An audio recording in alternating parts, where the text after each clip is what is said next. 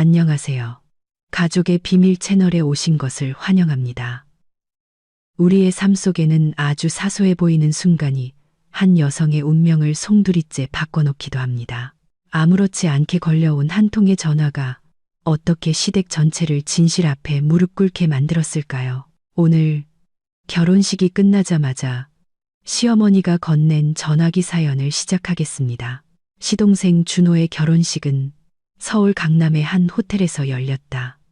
연회장은 화려한 샹들리에와 하얀 장미, 그리고 은은한 조명으로 눈부셨다. 나는 아직도 그날의 진한 향수 냄새를 기억한다. 시어머니 김 여사가 이게 바로 부잣집 사모님 향이라며 유독 좋아하시던 달콤하다 못해 머리가 아플 지경인 그 냄새를 나는 예식이 진행되는 내내 미소를 지으며 하객들에게 인사하고 신부의 드레스 자락을 정리해주고 샴페인을 따랐다. 시댁을 대신해 고개 숙여 감사 인사를 하는 것도 내 몫이었다. 시어머니는 누군가에게 나지막이 속삭였다.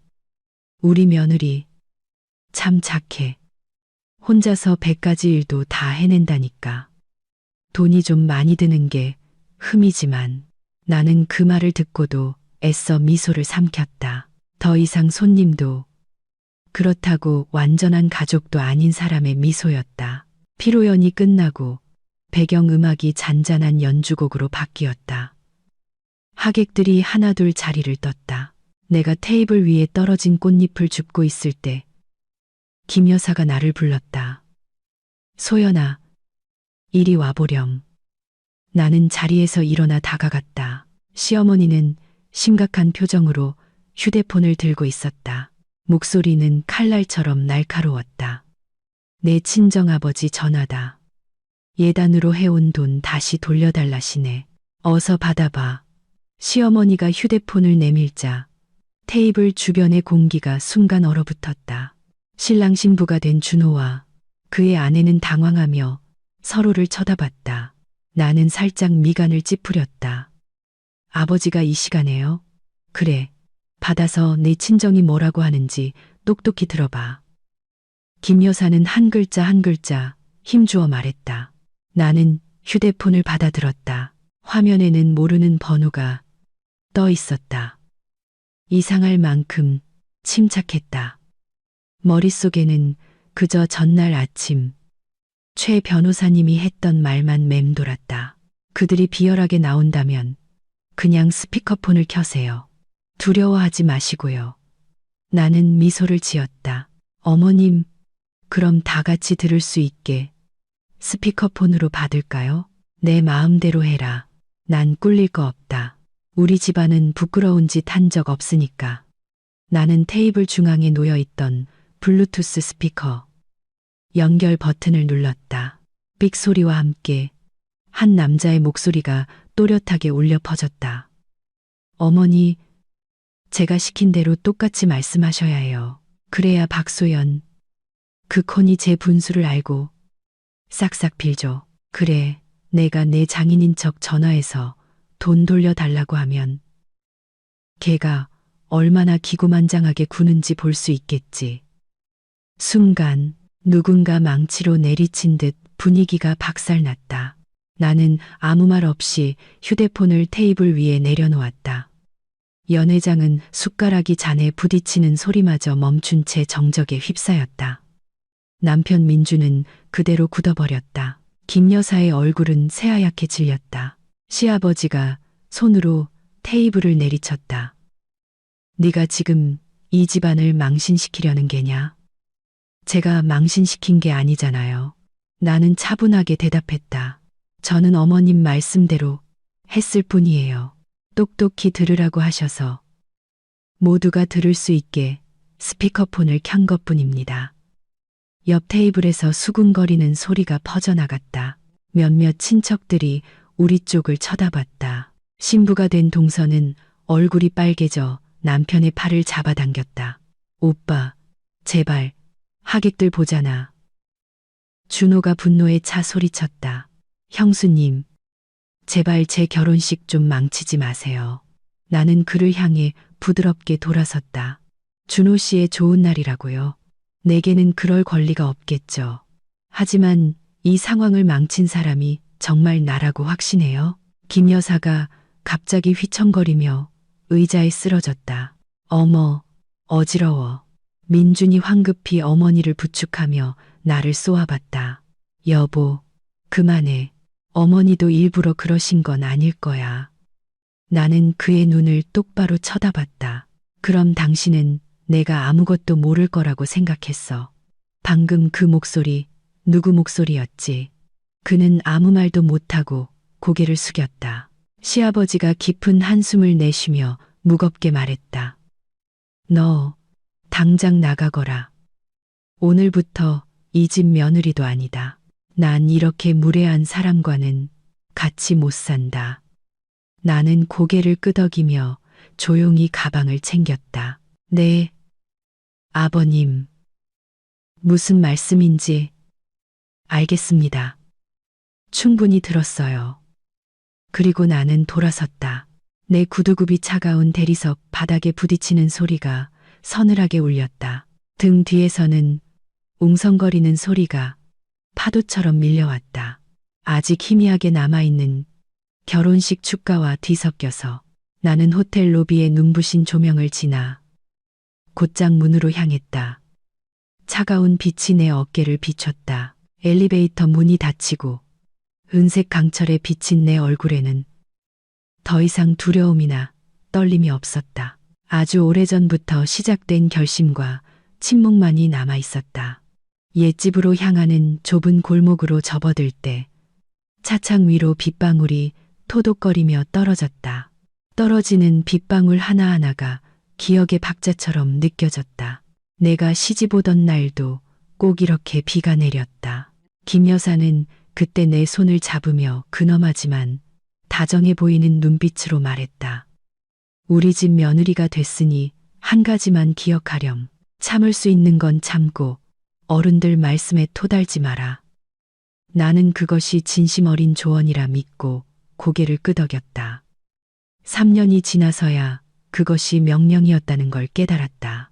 첫 달, 나는 새벽 5시에 일어나 설거지를 하고 아침을 차리고 바닥을 닦았다. 그동안 김 여사는 여유롭게 차를 마셨다. 손님이 올 때마다 자랑하셨다. 우리 며느리 정말 똑똑해. 집안일도 못하는 게 없다니까.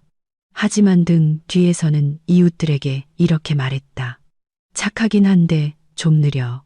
뭘 해도 어설프고 아직도 친정 아가씨 티를 못 벗었어. 나는 모든 걸 들었지만 웃었다. 민준이 엄마는 원래 말투가 그러시니 신경 쓰지 말라고 했기 때문이다. 나는 되물었다. 그럼 당신은 내가 상처받는 건 안 보여? 보이지. 하지만 어머니 연세도 있으신데 조금만 참아. 어머니 속상하게 해드리지 말고. 나는 그 말을 3년 내내 들었다. 어느 날 점심 설거지를 하다가 실수로 오래된 그릇에 이가 나가게 했다. 김 여사는 달려와 내 뺨을 세차게 때렸다. 그릇은 다시 사면 되지만 내 체면이 깎인 건 누가 보상해. 나는 그 자리에 얼어붙었다. 민주는 옆에 서서 고개만 숙일 뿐 한마디도 하지 않았다. 나는 아픈 뺨을 어루만지며 웃으며 물었다. 죄송해요, 어머님. 그릇이 그렇게 중요하시면 제가 10개라도 사다 드릴게요. 필요 없어. 돈이 필요한 게 아니라 내 분수를 알라는 거야. 시어머니가 윽박질렀다. 민준이 나를 방으로 끌고 들어가 속삭였다.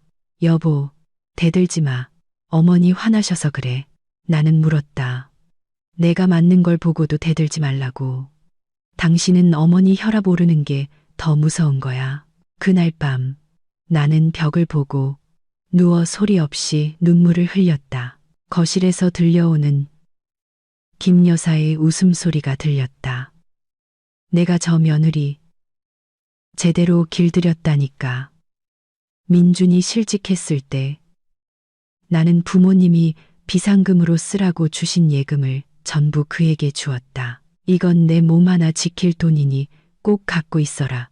하시던 어머니의 당부가 있었지만 나는 남편과 이 가족을 믿었다.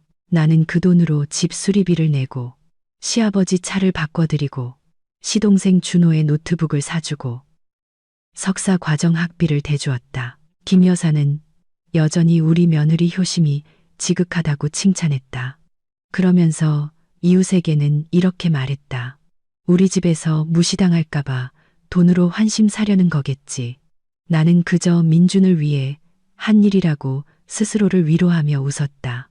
어느 날 친정어머니가 아파서 입원하셨다.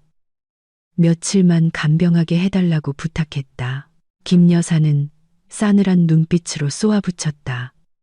이 집 며느리는 어딜 가든 허락받고 가는 거야. 시집 안 간 처녀처럼 마음대로 친정 드나드는 거 아니다. 나는 할 말을 잃었다. 민주는 옆에서 속삭였다. 제발 어머니 화나게 하지 마. 나는 그를 보며 단 한마디 물었다. 당신은 어머니 화나는 게 무서워? 아니면 우리 엄마가 돌아가시는 게 무서워? 그는 대답 없이 등을 돌렸다. 그날 이후 나는 더 이상 친정의 시댁 이야기를 하지 않았다. 해봤자 어머니 걱정만 늘릴 뿐이라는 걸 알았다. 그리고 준호의 결혼 준비가 시작됐다. 김 여사는 온 가족을 불러 모아 말했다. 막내 아들 결혼식인데 남 부끄럽지 않게 해야지. 소연아, 네가 예단이랑 선물 좀 신경 써주렴. 내가 물었다. 얼마나 준비할까요? 네가 알아서 해. 남들이 우리 집 흉보지 않을 정도로만. 결국 나는 5천만 원이 든 적금 통장을 해지했다. 민주는 나를 보며 말했다. 고마워, 여보. 고생이 많네. 이 돈은 내가 나중에 꼭 갚을게. 나는 웃었다. 갚을 필요 없어. 다만 오늘 내가 당신을 얼마나 믿었는지 기억해줘. 준호의 결혼식 날 밤 나는 방에 앉아 복도에서 통화하는 민준의 목소리를 들었다. 형수가 알아서 할 거야. 걔네 집 돈 많잖아. 나는 숨을 죽였다. 손을 꽉 쥐자 심장이 빠르게 뛰었다. 수화기 너머로 김 여사의 목소리가 들렸다. 그럼 돈 좀 더 빼라고 해. 결혼식 끝나도 돈 들어갈 때가 얼마나 많은데. 나는 더 이상 듣지 않았다. 그저 이불을 머리끝까지 뒤집어 쓰고 베개에 눈물을 쏟아냈다. 다음 날 아침 나는 은행에 가서 통장을 확인했다. 잔액은 없었고 위임장을 통한 출금, 알림 문자도 와 있지 않았다. 나는 잠들어 있는 민준을 바라봤다. 그의 손에는 여전히 휴대폰이 들려 있었다. 내 휴대폰을 열자 위임 출금 서비스가 성공적으로 활성화되었습니다라는 문자가 보였다.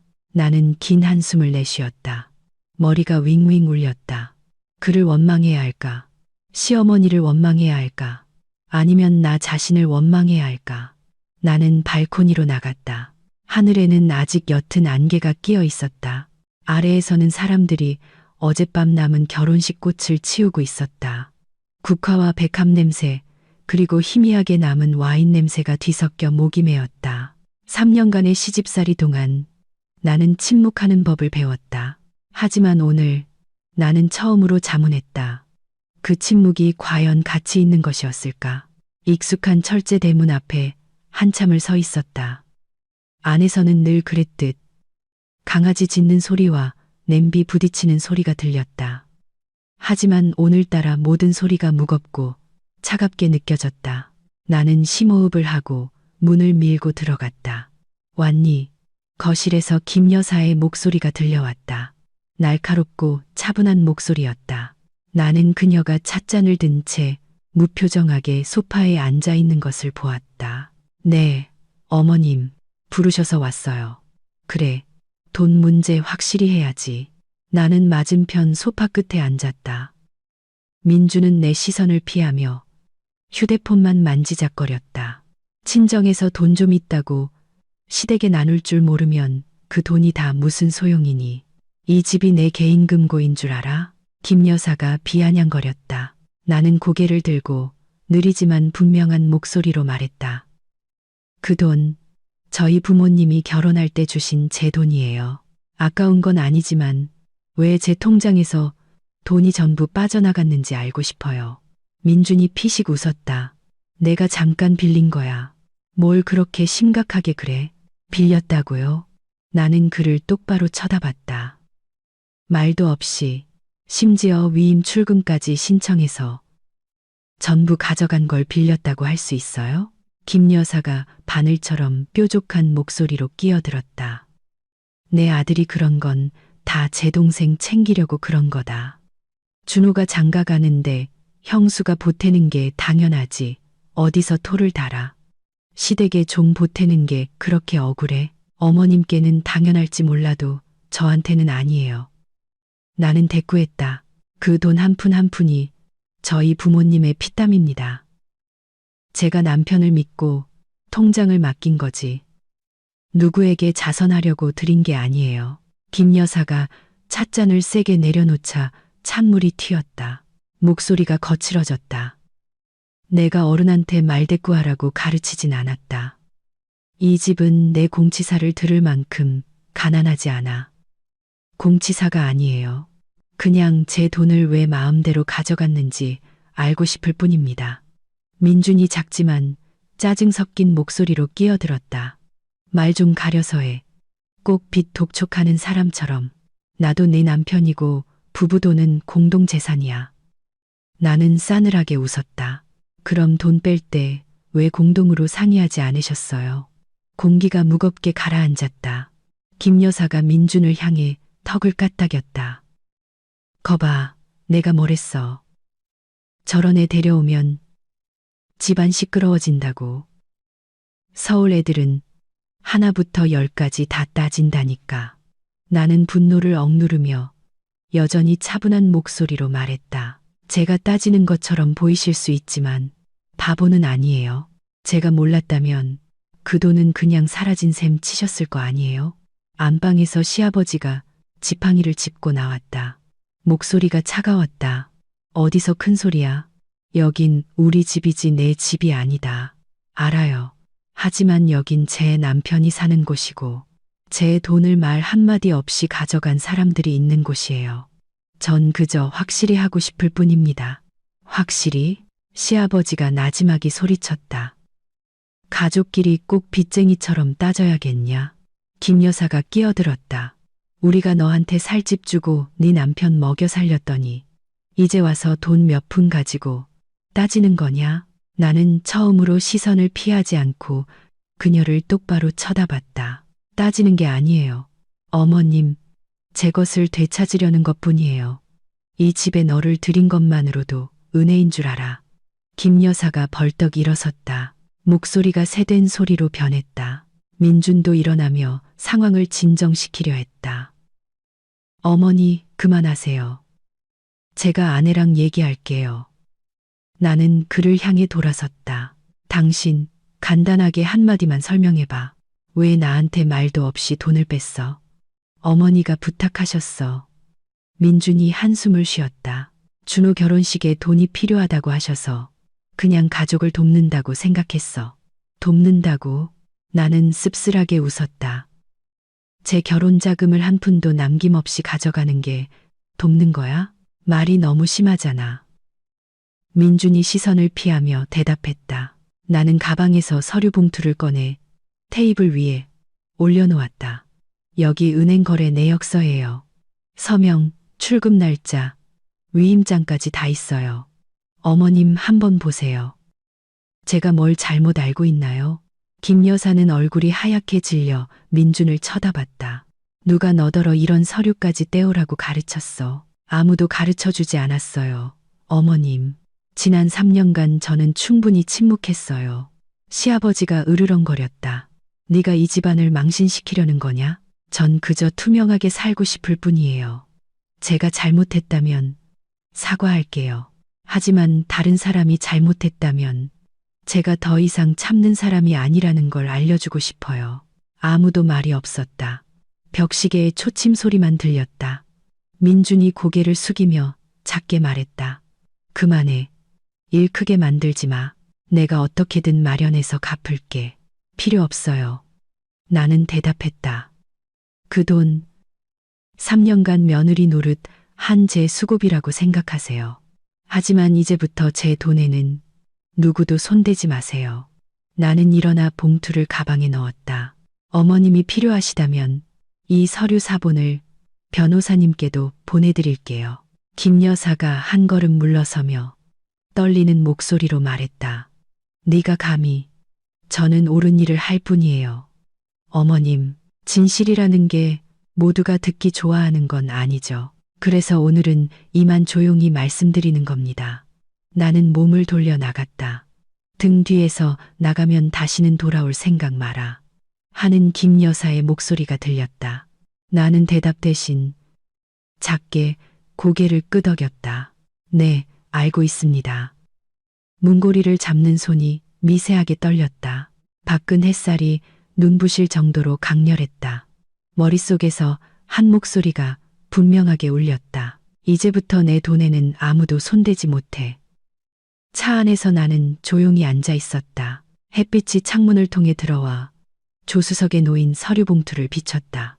휴대폰에 새 메일 알림이 떴다. 나는 메일을 열었다. 제목은 내부 통화 녹음 파일. 심장이 빠르게 뛰고 손바닥에 땀이 찼다. 나는 재생 버튼을 눌렀다. 어머니, 제가 시킨 대로 똑같이 말씀하셔야 그 건이 제 분수를 알아요. 민준의 목소리가 너무나도 매끄럽고 잔인하게 흘러나왔다. 그래, 알았다. 내가 네 장인인 척 전화해서 예단 돌려달라고 하면 걔 그대로 얼어붙을 거다. 나는 입술을 꽉 깨물었다. 숨이 가빠왔다. 짧은 침묵 후 찻잔 내려놓는 소리와 함께 두 사람의 웃음소리가 섞여 들렸다. 정말 속이기 쉽다니까.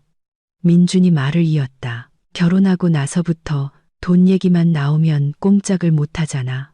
나는 눈을 감았다. 심장이 갈갈이 찢기는 기분이었다. 모든 것이 조작된 연극이었다. 그들을 믿었던 내가 어리석었다고 생각했는데 이제야 내가 뿌리부터 배신당했다는 것을 깨달았다. 나는 재생을 멈췄다.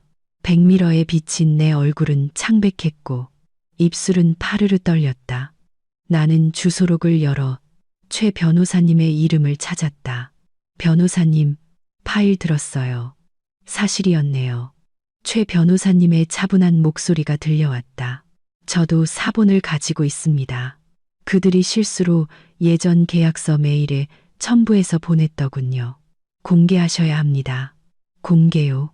그 사람들 앞에서요? 네. 그들이 모욕을 무기로 삼는다면 진실로 맞서야 이길 수 있습니다. 나는 창밖을 보았다. 햇살은 뜨거웠고 거리를 지나는 사람들은 차가운 강물처럼 스쳐 지나갔다. 알겠습니다. 오늘 오후에 다시 댁으로 갈 테니 변호사님도 와서 도와주세요. 가겠습니다. 은행 거래 내역서와 휴대폰을 챙겨오세요. 나는 전화를 끊고 의자에 머리를 기댔다. 눈을 감자 어머니의 얼굴이 떠올랐다. 소연아, 다른 사람이 내 자신에 대한 믿음을 잃게 만들지 마라. 나는 핸들을 꽉 쥐고 엑셀을 밟았다. 차는 마치 족쇄에서 풀려난 것처럼 앞으로 나아갔다. 그날 오후 시댁은 사람들로 북적였다.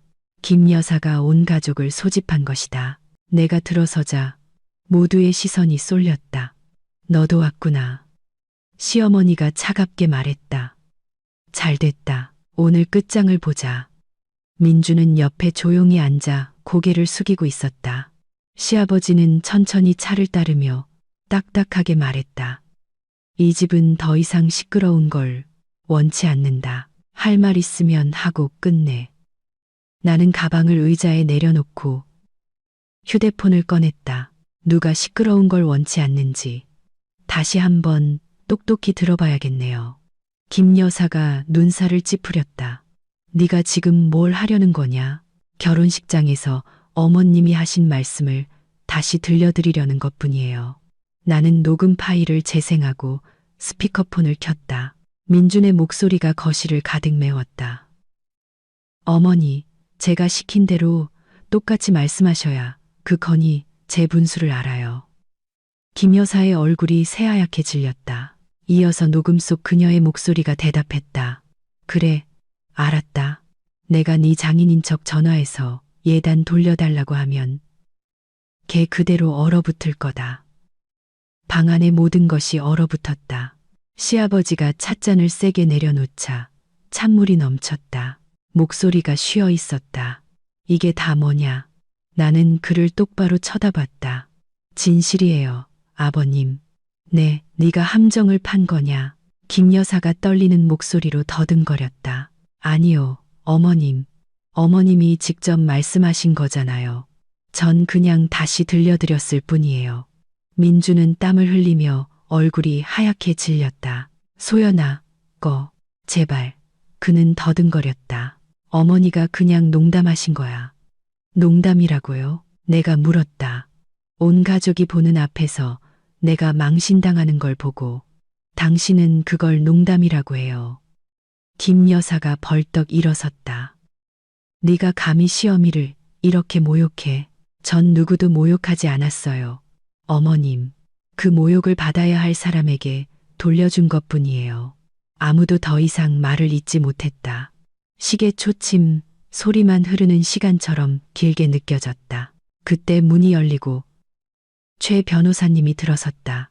짙은 색 셔츠 차림의 서류 가방을 든 모습이었다. 죄송합니다. 조금 늦었군요. 저는 박소연 씨의 법률 대리인입니다. 시아버지가 눈살을 찌푸렸다. 당신은 누군데 함부로 들어와? 이 녹음 파일, 원본을 가지고 있는 사람입니다. 그는 노트북을 테이블에 올려놓고 녹음 파일을 다시 재생했다. 그리고 말을 이었다.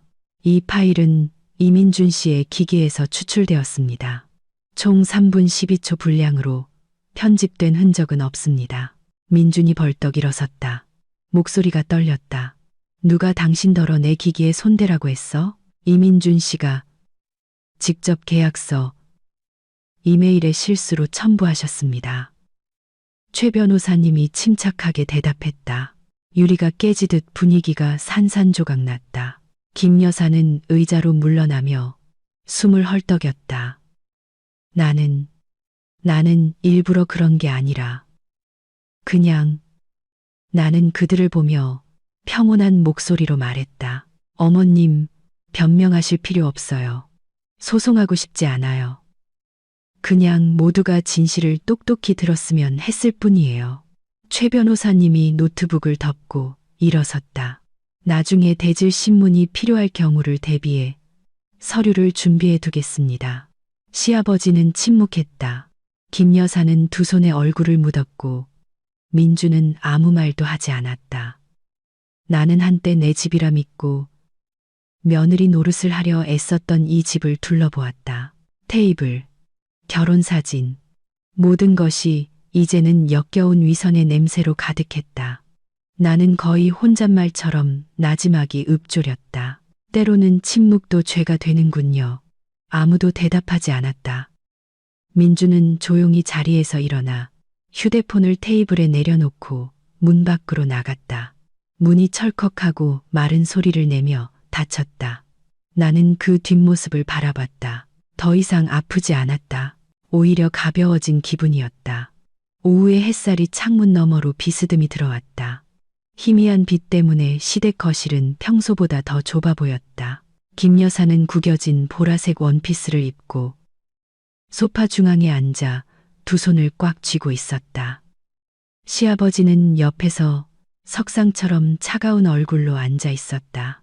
민주는 구석에 기댄 채 피곤하고 미안한 표정으로 서 있었다. 나는 최 변호사님을 따라 안으로 들어갔다. 왔구나. 김 여사가 여전히 위엄을 지키려는 듯 말했다. 잘 됐다. 오늘 질질 끌지 말고 끝내자. 네, 똑똑히 들으러 왔습니다. 내가 대답했다. 그녀는 최 변호사님을 쳐다보며 쏘아붙였다. 네가 변호사까지 집에 끌어들였으니 이제 이 집 며느리 노릇은 끝이다. 그 말은 마치 준비된 칼처럼 날아와 박혔다. 나는 늘 그랬듯 고개를 숙이는 대신 희미하게 미소 지었다. 며느리가 될 필요는 없어요, 어머님. 전 그저 사람으로 대접받고 싶을 뿐이에요. 시아버지가 지팡이로 바닥을 가볍게 내리쳤다. 그래서 둘이 어떻게 할 건지 확실히 말해. 이 집안이 세상 사람들 입에 오르내리는 건 더 이상 못 참겠다. 최 변호사님이 가방을 테이블에 내려놓으며 차분하게 말했다. 저는 박소연 씨를 대리하여 이민준 씨와 가족분들이 불법적으로 인출한 재산 내역에 대해 말씀드리겠습니다. 예단비 5천만 원을 포함하여 총액은 1억 5천만 원이 넘습니다. 공기가 무겁게 짓눌렸다. 민준이 고개를 숙이며 작게 말했다. 미안해. 하지만 일부러 그런 건 아니었어. 어머니가 부탁하셔서 그냥 집안일을 돕고 싶었을 뿐이야. 집안일을 돕는다고요. 하지만 그 집이 누구의 집인지는 잊었나 보네요. 내가 말했다. 집은 한 사람을 희생시켜서 지키는 곳이 아니에요. 김 여사가 날카롭게 말을 잘랐다. 며느리라는 애가 말하는 것 좀 봐. 우리가 너 굶기기라도 했니? 집안일 좀 도운 걸 가지고 생색은 깨끗하게 제 예단비를 다 가져가신 걸 돕는 거라고 말씀하시는군요. 나는 그녀를 똑바로 쳐다봤다. 시어머니가 테이블을 내리쳤다. 말 함부로 하지 마라. 내가 널 억지로 시킨 적 없어. 하지만 어머님은 말씀하셨죠. 제가 돈을 내지 않으면 여길 집이라고 부르지 말라고요. 나는 한 글자 한 글자 또박또박 말했다. 그녀는 움찔하며 눈빛이 흔들렸다. 시아버지가 쉰 목소리로 끼어들었다. 됐다. 그래서 네가 원하는 게 뭐냐? 돈이냐? 아니요. 나는 고개를 저었다. 전 그저 평온하게 살 권리를 되찾고 싶을 뿐입니다. 방 안은 쥐 죽은 듯 조용했다. 천장에 실링팬이 삐걱거리며 돌았다. 최 변호사님이 서류철을 열었다. 목소리가 명료했다. 증거 자료에 근거하여 박소연 씨는 재산과 정신적 안정을 보호하기 위해 별거를 요청할 권리가 있습니다. 여기 합의서 초안입니다. 김 여사가 서류를 낚아채 훑어보더니 테이블 위로 던졌다. 내가 이혼하겠다고? 별거예요. 이혼할지 말지는 사람 마음에 달렸겠죠. 사람 마음? 그녀가 코웃음을 쳤다. 이 집에서 3년이나 먹고 재워줬더니 이제 와서 그런 소리를 해. 어머님, 내가 조용하지만 단호하게 말했다. 그 3년 동안 제가 이 집을 먹여 살렸어요. 그녀는 얼굴이 빨개졌지만 아무 말도 못했다. 민준이 고개를 들었다. 목소리가 떨렸다. 소연아, 시간을 좀 줘. 내가 고칠게. 누구를 위해서 고치겠다는 건데요? 나를 위해서, 아니면 어머니를 위해서? 내가 천천히 물었다. 그는 침묵했다. 말할 필요 없어요. 전 충분히 들었으니까. 문이 열리고 친정 부모님이 들어오셨다. 어머니는 내 손을 꼭 잡았다. 눈빛에는 안쓰러움이 가득했다. 아버지는 주위를 둘러보며 낮지만 분명한 목소리로 말했다. 제 딸을 대신해서 말씀드리러 왔습니다. 저희는 돈을 돌려받으려는 게 아닙니다. 그저 사람의 마음이 어떤지 알고 싶었을 뿐입니다. 시아버지가 작게 고개를 끄덕이며 거만한 태도를 유지했다. 사람 마음은 각자 알아서 할 일이지. 사돈께서 그런 말씀하시는 의도가 뭡니까? 제 의도는 간단합니다. 아버지가 말했다. 저희는 딸에게 착하게 살라고 가르쳤지. 모욕을 참고 살라고 가르치진 않았습니다. 김 여사가 억지 웃음을 터뜨렸다. 누가 누굴 모욕했다는 겁니까? 아버지가 무겁게 말했다.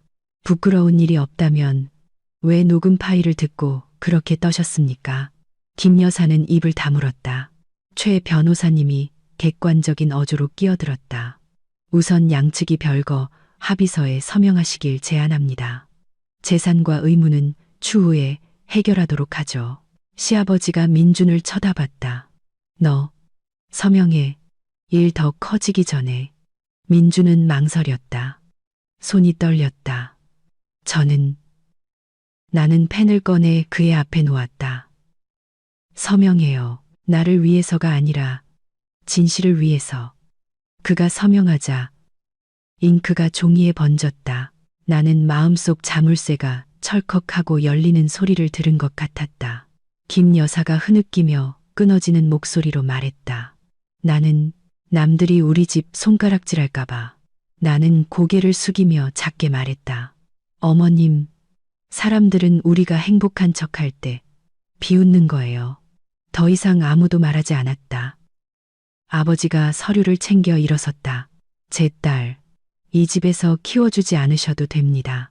하지만 법은 제 할 일을 할 겁니다. 시아버지는 고개를 숙인 채 대답이 없었다. 문 밖에서 바람이 불어와 매캐한 라일락 향기를 실어 날랐다. 나는 어머니 손을 잡고 그 집을 나섰다. 대문을 나서는 발걸음 하나하나가 지난 3년간 나를 덮고 있던 안개를 걷어내는 것처럼 가벼웠다. 등 뒤의 집은 마치 한 번도 웃음소리가 존재하지 않았던 것처럼 고요했다. 그날 밤, 이른 시간부터 비가 쏟아졌다. 나는 창가에 앉아 유리창을 타고 흐르는 물줄기를 바라봤다. 주머니 속 휴대폰이 짧게 진동했다.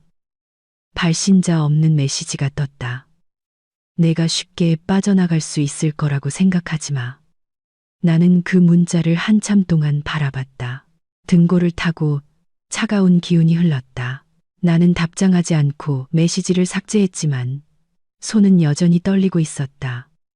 어둠 속 가로등 불빛이 유리창에 비친 내 얼굴을 비췄다.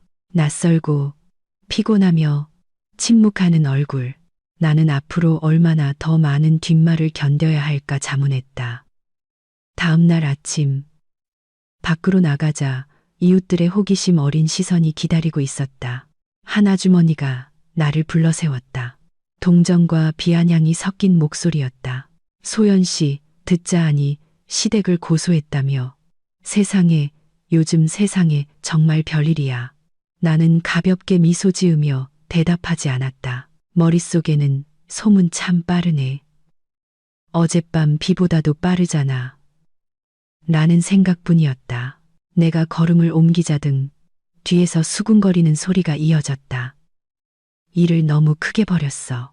시댁 체면이 뭐가 되겠어.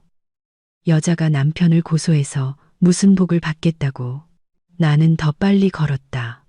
차가운 바람이 얼굴을 때렸다. 예전 같았으면 나를 무너뜨렸을 말들이 이제는 귓가에 윙윙거리는 모기 소리처럼 들릴 뿐이었다. 점심때 전화벨이 울렸다. 김 여사 번호였다. 나는 잠시 망설이다 전화를 받았다. 이제 만족하니? 동네 사람들이 다 우리 집 보고 비웃게 만들었잖아. 시어머니의 목소리가 날카로웠다. 전 아직 아무것도 하지 않았어요. 어머님, 조용히 있었을 뿐이에요. 조용히. 인터넷에 온통 내 얘기가 깔렸는데 내가 말 안 하면 누가 말하겠어? 저는 몰라요. 하지만 어머님은 아시잖아요. 제가 이야기를 꾸며내는 데는 소질이 없다는 걸. 그녀는 잠시 침묵하더니 위협적인 목소리로 톤을 낮췄다. 내게 양심이 조금이라도 남아있다면 더 이상 우리 집안 망신시키지 마라. 저는 어머님을 망신시킬 행동은 하지 않았어요. 사람들은 그저 자신들이 믿고 싶은 것만 말할 뿐이죠. 나는 그녀가 말을 덧붙이기 전에 전화를 끊었다. 머릿속에는 망신이라는 단어가 맴돌았다. 그 두 글자가 갑자기 공허하게 느껴졌다. 오후에 나는 민준이 결혼 전에 혼자 살던 오피스텔을 찾아갔다. 나이든 경비 아저씨가 나를 알아보고 고개를 들었다. 이 선생님 찾으러 오셨수. 어젯밤에 짐 빼서 나갔어요. 며칠 멀리 좀 다녀오겠다면서 열쇠 맡기고 갔는데. 멀리요? 내가 되물었다. 네. 어디 가는지는 말 안 했는데 무척 슬퍼 보이더군요. 나는 작게 고개를 끄덕이며 감사 인사를 했다. 밖으로 나오자 다시 바람이 불었다. 나뭇잎이 옷에 스치고 시멘트 바닥에서 퀴퀴한 냄새가 올라왔다. 나는 생각했다. 슬퍼하면 뭘 할까? 결국 침묵을 선택한 사람인데 저녁에 어머니가 저녁상을 차렸다. 밖에서는 다시 비가 쏟아졌다. 쏴아 하는 소리가 마치 수백 개의 손이 문을 두드리는 것 같았다. 밥 먹어라. 식겠다. 어머니가 말했다. 나는 국을 한 숟갈 떴다. 짠맛이 혀끝에 맴돌았다. 엄마, 사람들이 계속 그러면 나 어떻게 해야 해? 어머니는 나를 보았다. 부드럽지만 단호한 눈빛이었다.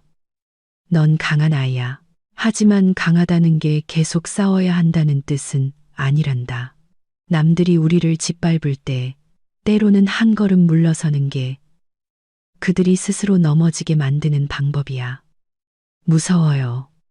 내가 작게 말했다. 다시 약해질까봐. 아니야. 어머니가 웃었다. 자기 엄마 곁에 서 있는 딸이 약해지는 법은 없단다.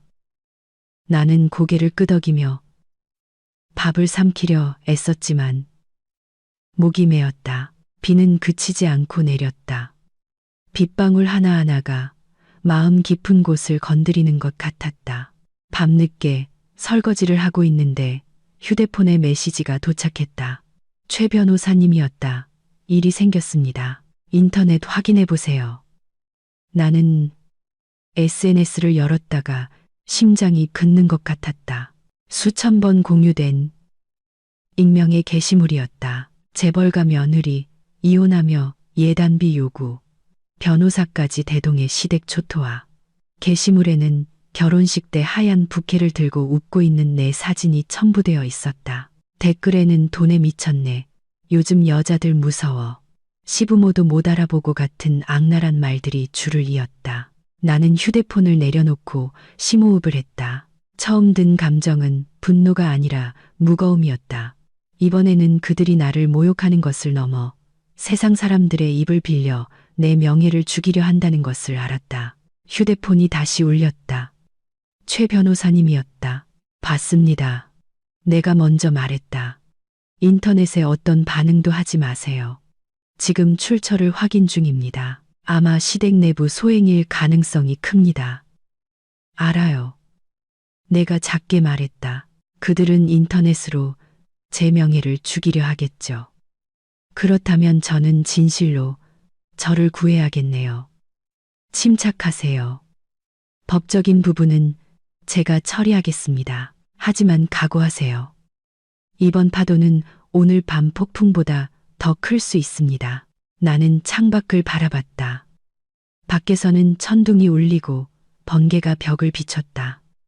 양철 지붕을 때리는 빗소리가 슬픈 음악처럼 규칙적으로 들려왔다. 나는 눈을 감고 속삭였다. 얼마든지 와봐. 어떤 폭풍우도 결국엔 지나가기 마련이니까. 작은 방 안에는 빗소리, 옆방에서 들려오는 어머니의 고른 숨소리, 그리고 끝나지 않은 경고처럼 울리는 천둥 소리만이 가득했다. 다음 날 아침, 하늘은 여전히 잿빛이었다. 내가 커피를 내리고 있을 때 문 두드리는 소리가 들렸다. 최 변호사님이 비에 젖은 레인코트 차림으로 서 있었다. 그는 노트북을 테이블에 내려놓고 인터넷 창을 열었다. 이것 좀 보세요. 지금 실시간 검색어 1위입니다. 나는 화면을 들여다봤다. 맨 위에 굵은 글씨로 쓰인 댓글이 눈에 들어왔다. 저런 여자는 엄마 될 자격도 없다. 그 아래에는 수백 개의 돌팔매질과 조롱, 비난이 이어졌다. 심지어 어떤 사람은 내 딸아이 사진에 저속한 문구를 합성해 올리기까지 했다. 목이 꽉 막히는 기분이었다. 이런 것도 법에 걸리나요? 최 변호사님이 한숨을 쉬었다. 직접적으로는 아니지만 명예훼손 행위입니다. 처벌이 어렵지만 방법이 없는 건 아닙니다. 말로 하는 걸 처벌할 법이 있나요? 아니요. 하지만 진실은 가능하죠. 나는 그를 보며 지친 미소를 지었다. 그럼 우린 우리가 가진 진실에 몫을 다하죠. 그는 게시물을 하나하나 저장하고 댓글을 캡처했다. 외장 하드에 백업하는 동안 나는 그를 도왔다. 밖에서는 비가 여전히 양철 지붕을 쇠꼬챙이로 찌르는 듯 내렸다. 머릿속에는 모욕적인 말들이 파도처럼 밀려왔지만 마음은 이상하게 평온했다. 아마도 한계에 여러 번 부딪히고 나면 사람은 더 이상 아픔을 느끼지 않고 일어서야 할 필요성만 느끼게 되는 모양이다.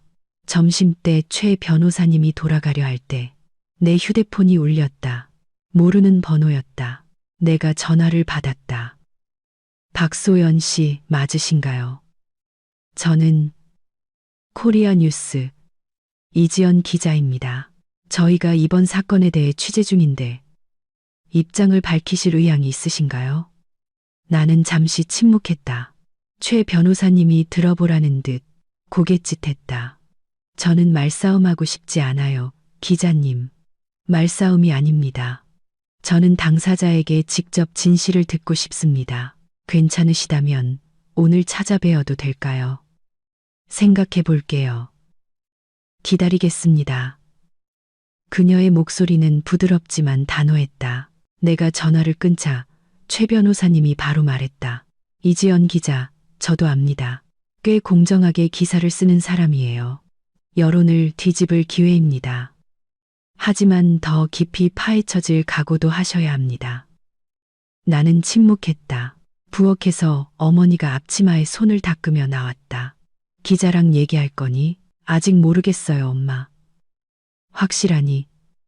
한 번 뱉은 말은 주워 담기 어려워. 사람들은 여자를 쉽게 믿어주지 않아. 나는 어머니를 보며 작지만 분명한 목소리로 말했다. 엄마, 전 충분히 침묵했어요. 오후에 이지연 기자가 찾아왔다. 생각보다 젊었다. 밝은 얼굴과 정직한 눈빛을 가지고 있었다. 그녀는 녹음기를 켜고 테이블 중앙에 조심스럽게 놓았다. 그저 소연 씨 방식대로 이야기해 주세요. 그녀가 말했다. 나는 미소 지었다. 슬픈 얘기를 하고 싶진 않아요. 다만 지난 3년간 시집살이를 하며 저는 좋은 사람이 되려고 노력했다는 말을 하고 싶어요. 하지만 상대방이 나를 사람으로 여기지 않을 때 침묵은 죄가 되더군요. 후회하진 않으세요? 후회해요. 하지만 말을 한 것을 후회하는 게 아니에요. 너무 오랫동안 침묵했던 것을 후회해요. 그녀는 나를 보며 눈빛이 부드러워졌다. 그 말씀 그대로 기사에 싣겠습니다. 네, 그대로 쓰세요. 전 더 이상 숨길 게 없으니까요. 인터뷰가 거의 끝나갈 무렵 이 기자가 물었다. 만약 지금 소연 씨를 비난하는 사람들에게 한마디 할 수 있다면 뭐라고 하시겠어요? 나는 잠시 생각하다 말했다. 당신이 내가 되어보지 않았다면 나에게 어떻게 여자가 되어야 하는지 가르치려 들지 마세요. 이 기자는 작게 고개를 끄덕이며 미소를 지었다. 감사합니다. 이 기사는 사람들이 다시 한번 생각하게 만들 것 같네요. 그녀가 떠난 후 나는 문 앞에 서서 그녀의 뒷모습을 바라봤다.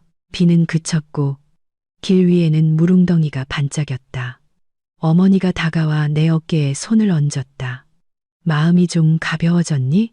아직은요, 엄마. 하지만 적어도 숨 쉬는 것 같아요. 저녁에 최 변호사님이 노트북을 들고 다시 찾아왔다. 기사가 났습니다. 그가 말했다. 나는 화면을 들여다봤다. 인터넷 신문 홈페이지에 굵은 글씨의 헤드라인이 보였다. 상처받은 한 여성의 침묵. 사진에는 희미한 조명 아래 어머니와 나란히 앉아있는 내 모습이 담겨 있었다. 나는 평온한 얼굴이었고 어머니는 내 손을 잡고 있었다. 나는 한 줄 한 줄, 한 글자 한 글자 읽어 내려갔다. 마치 누군가 내 안의 마지막 침묵의 껍질을 벗겨내는 기분이었다. 기사 밑에 댓글 분위기는 완전히 달라져 있었다. 그녀 말이 맞아. 누구도 저런 대우를 받아서는 안 돼. 여성도 목소리를 낼 권리가 있다. 나는 조용히 숨을 내쉬었다. 보셨죠? 파도도 방향을 바꿀 수 있다고요. 최 변호사님이 희미하게 웃었다. 나머지 싸움에 대한 준비는 되셨습니까? 나는 창밖을 보았다. 밖에서는 다시 이슬비가 내리기 시작했다. 노란 가로등 불빛이 유리창 위에서 번져나갔다. 기다리고 있어요. 내가 말했다. 어떤 폭풍우든 결국 큰 게 마련이니까요. 최 변호사님의 키보드 치는 소리가 규칙적으로 울렸다. 밖에서는 바람이 수증기를 몰고 와 창문 틈으로 휙 소리를 냈다. 멀리서 들려오는 천둥 소리는 마치 다음 폭풍이 다가오고 있음을 알리는 신호 같았다. 휴대폰 스피커에서 들려오는 희미한 숨소리에 나는 소름이 돋았다. 나는 일어나 발코니로 나갔다. 하늘은 칠흑같이 어두웠고 옆집에서 새어나오는 희미한 불빛 몇 개만 보였다. 내가 작게 말했다. 누구세요? 대답은 없었다. 그저 차갑고 규칙적인, 마치 일부러 길게 끄는 듯한 숨소리만 들렸다. 전화를 끊으려는데 한 남자의 목소리가 쉬고 느리게 울려 퍼졌다. 네가 입을 열면 모든 게 끝날 것 같았나? 나는 그 자리에 굳었다. 심장이 세차게 뛰었다. 전화는 끊겼고 차가운 뚜뚜 소리만 길게 이어졌다. 나는 주저앉았다. 손에는 여전히 휴대폰이 꽉 쥐어져 있었다. 어머니가 걱정스러운 얼굴로 나왔다. 누구니? 모르는 번호예요. 아무 말도 안 하고 협박만. 차라리 휴대폰을 꺼놓으렴. 인터넷도 보지 말고. 안 돼요. 엄마. 저들이 원하는 게 바로 제가 두려워하는 거예요. 제가 침묵하면 저들은 계속할 거예요. 다음 날 아침 최 변호사님이 찾아왔다. 그는 노트북과 외장하드를 들고 있었다. 통화 기록을 봐야겠습니다. 그가 말했다. 내가 휴대폰을 건네자 그는 케이블을 연결하고 빠르게 조작했다. 대포폰 번호지만 발신 지역은 추적할 수 있을 겁니다. 누구일 것 같아요? 아는 사람이겠죠. 소연 씨가 지금 집에 있고 번호도 바꾸지 않은 걸 아는 사람. 전 시댁이요? 확실하진 않지만 최 변호사님이 화면에서 눈을 떼지 않고 말했다. 김 여사님이 언론 쪽 사람들과 교류가 있다고 하셨죠. 네, 시어머니 친구분이 통신사 서비스 센터에서 일하세요. 그렇다면 그쪽일 가능성이 높습니다. 그는 데이터를 저장하고 첫 악성 게시물의 IP 추적을 의뢰하기 위해 기술팀에 파일을 보냈다. 회신을 기다리는 동안 나는 창가에 서서 집 아래 좁은 골목을 내려다봤다. 누군가 나를 지켜보고 있는 듯한 기분이 들었다. 나는 조용히 커튼을 치고 심호흡을 했다. 점심때도 최 변호사님은 자리를 지켰다. 그는 통화를 하면서 계속 키보드를 쳤다. 뭐 나온 거 있어요? 네. 방금 예비 정보를 받았습니다. 그 게시물들은 전부 가상 계정 그룹에서 작성됐어요. 하지만 그중 2개의 글은 서울 외곽의 동일한 IP 주소에서 시작됐습니다. 외곽이요. 네. 그리고 네트워크 좌표상 김 여사님이 거주하는 지역과 일치합니다. 나는 침묵했다. 마치 누군가 머리 위로 찬물을 끼얹은 기분이었다. 괜찮으세요? 최 변호사님이 물었다. 네, 괜찮아요. 어느 정도 예상은 했으니까요. 그가 나를 살피듯 쳐다봤다. 그분을 만나보시겠어요? 네. 하지만 싸우기 위해서가 아니라 진실을 듣기 위해서요.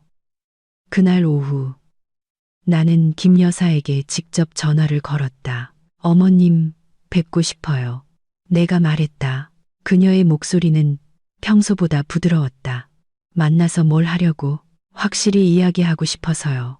그냥 그만하면 안 되겠니? 소송 같은 거 그만두고 그러면 모두가 힘들어져. 어머님은 정의가 두려우신가요? 나는 네가 모든 걸 잃을까봐 두렵다.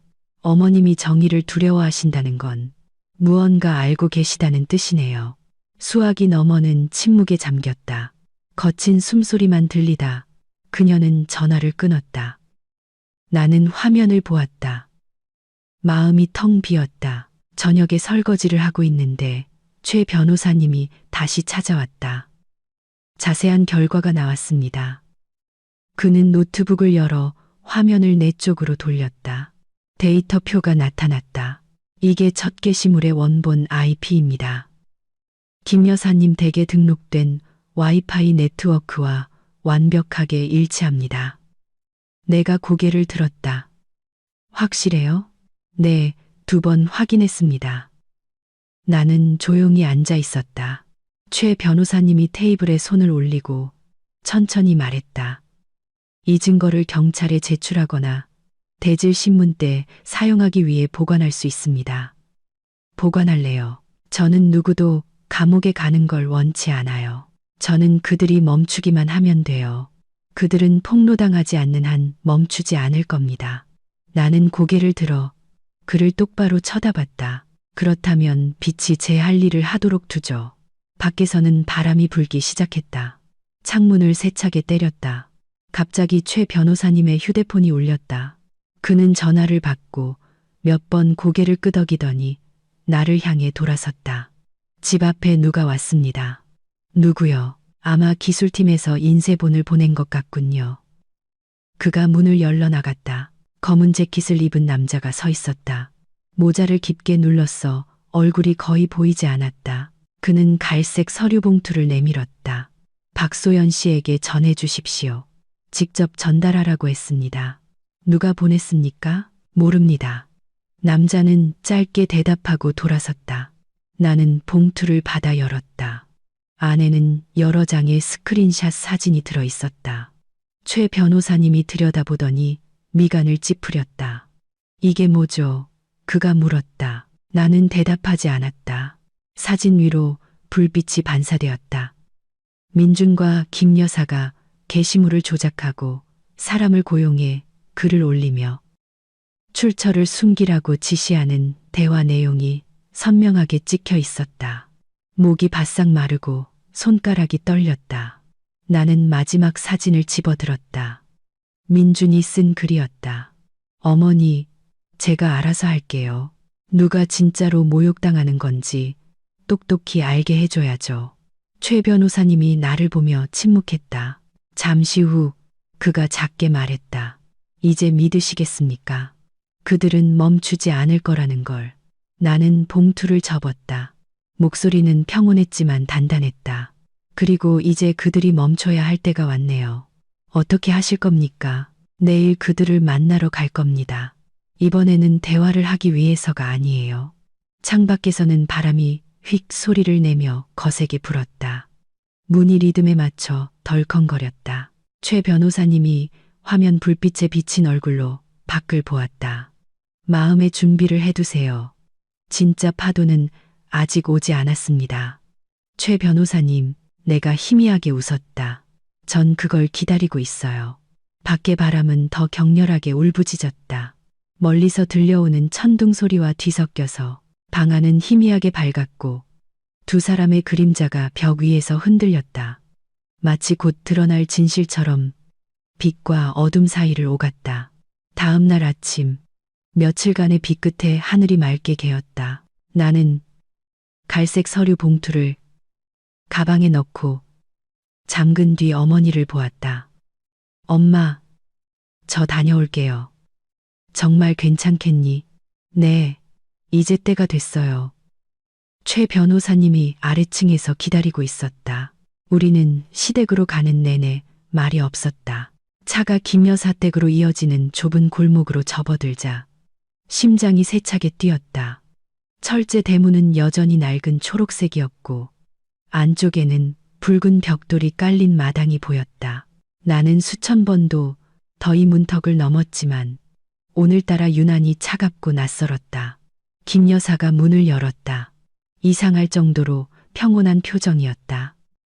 무슨 일로 왔니? 제 것이 아닌 걸 돌려드리러 왔어요.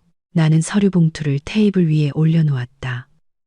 최 변호사님은 자리에 앉아 노트북을 열었다. 시어머니는 봉투를 힐끗 보더니 테이블 아래로 던졌다. 내가 이런 걸로 누굴 믿게 할 수 있을 것 같아. 나는 심호흡을 하고 침착하게 말했다. 믿고 안 믿고는 어머님 자유지만 부정하시기 전에 자세히 읽어보시는 게 좋을 거예요. 종이 쪼가리 몇 장으로 누굴 겁주려는 거야. 난 한가하지 않아. 시어머니의 목소리가 날카로워졌다. 최 변호사님이 고개를 들고 천천히 말했다. 여사님, 이건 그냥 하는 말이 아닙니다. 여사님 댁 와이파이 네트워크에서 게시물이 작성된 IP 주소를 확인한 데이터입니다. 모든 것이 일치하며 검증 가능합니다.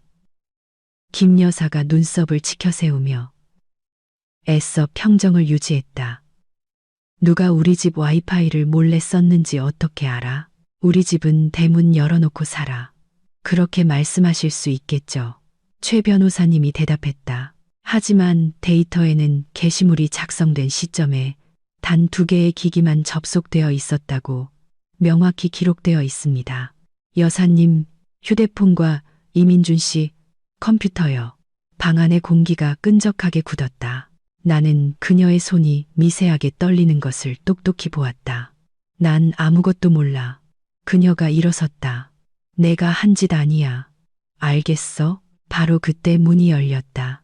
민준이 들어오다 나를 보고 굳어버렸다. 당신이 왜 여기 있어? 당신 어머니한테 물어봐. 그는 주위를 둘러보고는 김 여사에게 돌아섰다. 어머니, 무슨 일이에요? 아무 일도 아니야. 너는 방에 올라가 있거라. 거기 있어요. 내가 말했다. 당신도 듣는 게 좋을 거예요. 나는 봉투에서 사진 몇 장을 꺼내 테이블 위에 펼쳤다. 이 글들. 익숙하죠. 민주는 사진을 힐끗 보고는 얼굴이 하얗게 질렸다. 최 변호사님이 다른 인쇄물을 그의 앞으로 밀었다. 이건 이민준 씨 계정에서 전송된 2분의 대화 내용입니다. IP 기록을 통해 확인됐고요. 설명하시겠습니까? 민주는 몸이 굳은 채 어머니를 나를 한번 쳐다봤다. 당신이 오해한 거야. 제가 뭘 오해했는데요. 이 메시지에는 그 건이 누가 진짜로 모욕당하는 건지 알게 해주겠다고 쓰여 있어요. 나는 그를 똑바로 쳐다봤다. 누가 누굴 모욕했는지 확실히 말해줘야겠네요. 김 여사가 떨리는 목소리로 끼어들었다. 그만해, 소연아. 일 크게 만들지 마. 난 그냥 남들이 우리 집 비웃을까봐. 누구 때문에 비웃는데요? 어머님 체면 때문에? 아니면 제 명예가 전부 사라졌기 때문에? 방 안은 조용했다. 벽시계의 초침 소리만 들렸다. 민주는 고개를 푹 숙인 채 2 손을 꽉 쥐었다. 그리고 작게 말했다. 어머니가 시키셨어요. 김 여사가 얼어붙었다. 민준아, 어머니가 소연이한테 본때를 보여주지 않으면 세상이 우리 집을 무시할 거라고 하셨어요. 김 여사의 얼굴이 새하얗게 질렸다. 너, 입 다물어. 더는 못 참겠어요. 민준의 목소리가 잠겨 있었다. 제가 잘못했어요. 일이 이렇게까지 커질 줄은 몰랐어요. 나는 가만히 서 있었다. 심장이 칼로 베이는 듯했다.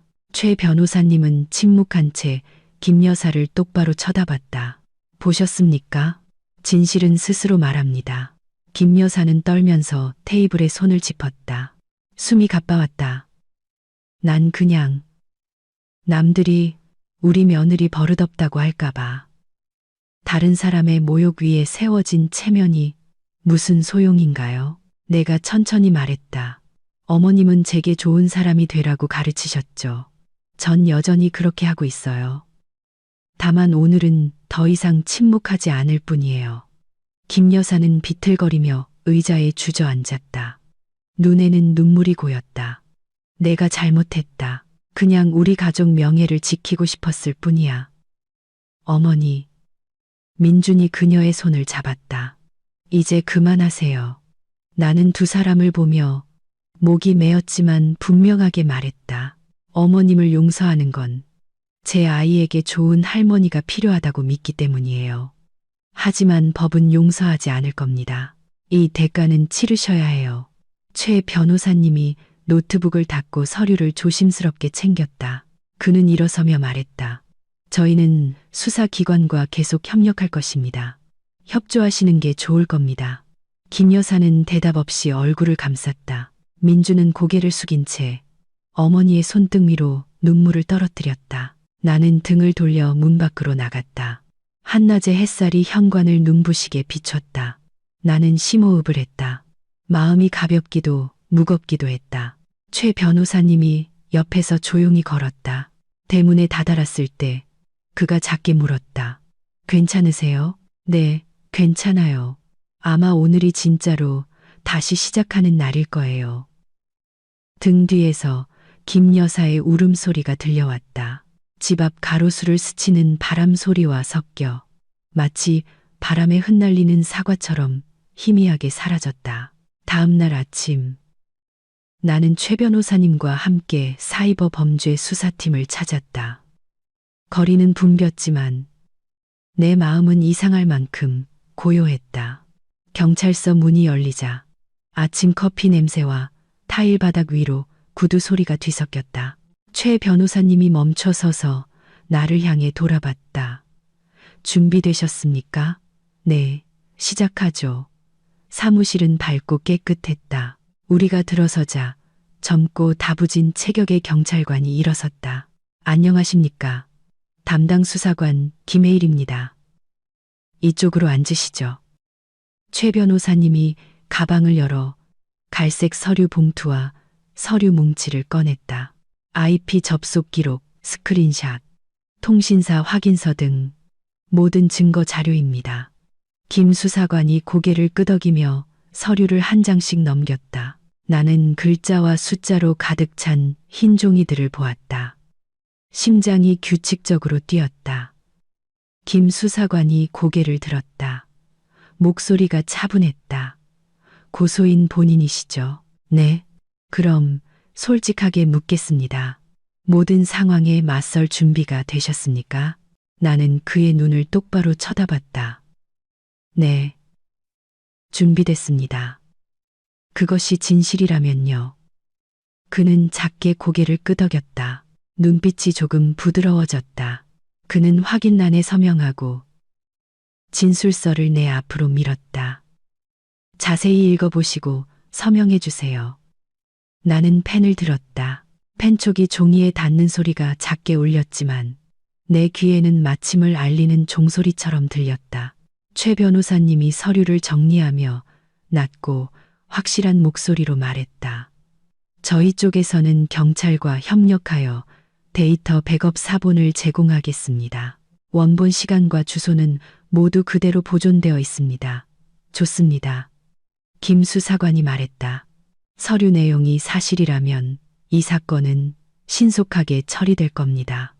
사무실을 나올 때 나는 깊은 숨을 내쉬었다. 한낮의 햇살이 계단 위로 쏟아졌다. 나는 내 구두 소리가 작게 울리는 것을 들었다. 한 걸음 한 걸음이 느리지만 단단했다. 마치 정의가 한 걸음씩 다가오는 것 같았다. 밖으로 나오자 최 변호사님이 작게 물었다. 기분이 어떠세요? 오랫동안 꿈꿔왔던 집에 첫 벽돌을 쌓은 기분이에요. 휴대폰이 울렸다. 코리아 뉴스 이지연 기자라는 이름이 떴다. 소연 씨, 바쁘실 텐데 죄송해요. 좋은 소식이 있어서요. 소연 씨 기사가 온갖 곳에 공유되고 있어요. 수천 개의 응원 댓글이 달렸어요. 사람들이 마침내 용감하게 일어선 사람이 나타났다고 해요. 나는 웃었다. 눈가가 뜨거워졌다. 고마워요, 지연 씨.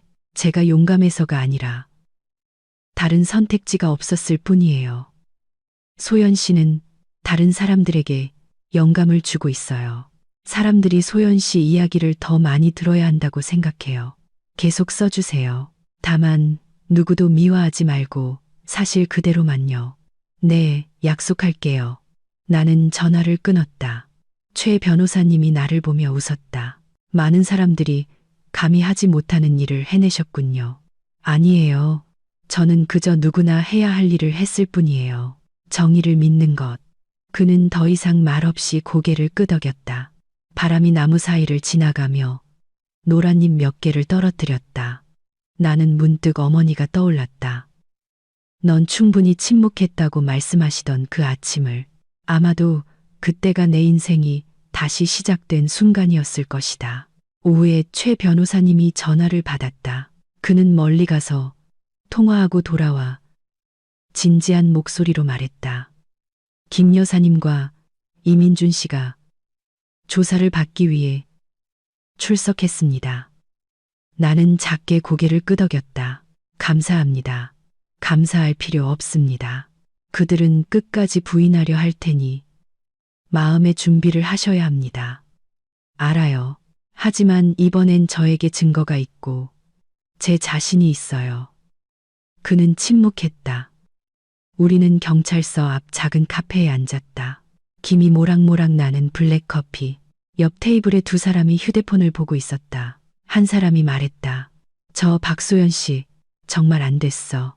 몇 년 동안 억울하게 욕먹고도 저렇게 일어서다니. 다른 사람이 대답했다. 기사 읽어봤어. 저런 여자가 진짜 존경받아야 해.